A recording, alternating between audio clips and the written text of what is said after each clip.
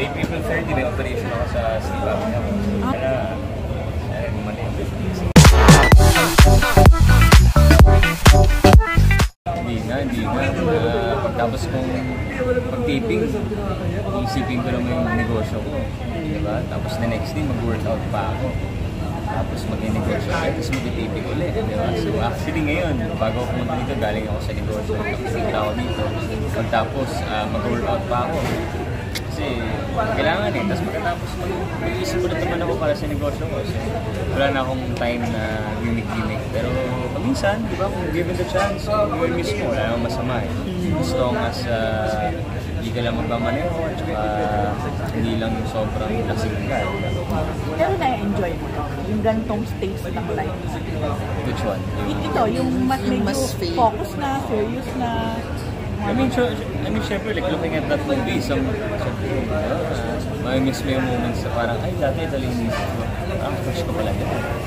Parang ganon, diba? Kasi less pa yung stress natin. Diba? So, yeah, but of course, na-enjoy ko siya. Kasi I think I'm more mature now when it comes to my perspectives in life and how I am as a person.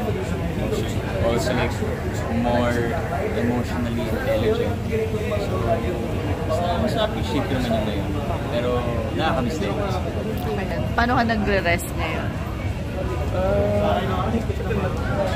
Tulog ako sa gabi. Domestic apnea ako. So, April 30, may operation ako sa sleep apnea ako. Talaga? So, tuloy na siya? Sana bumalik. Kasi hirap na ako eh. Kailan pa yun? Mabilis lang yun, yung gano'n. Mabilis lang yung gano'ng procedure. Hindi yung sa akin gagawin lang parang radio frequency para sunugin na tayo nag-part ng sa salon.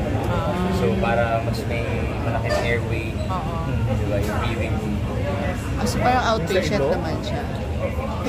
Ba't natagalan before you finally Kasi before, ang alam ko kasi yung operation dapat talagang 1 month yung recovery.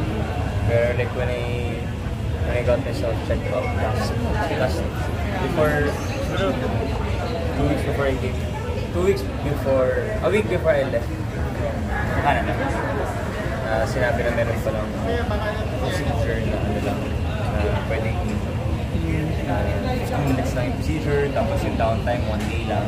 Pero ako sa art of it, so yun yung gagawin ko. Hopefully makatulong.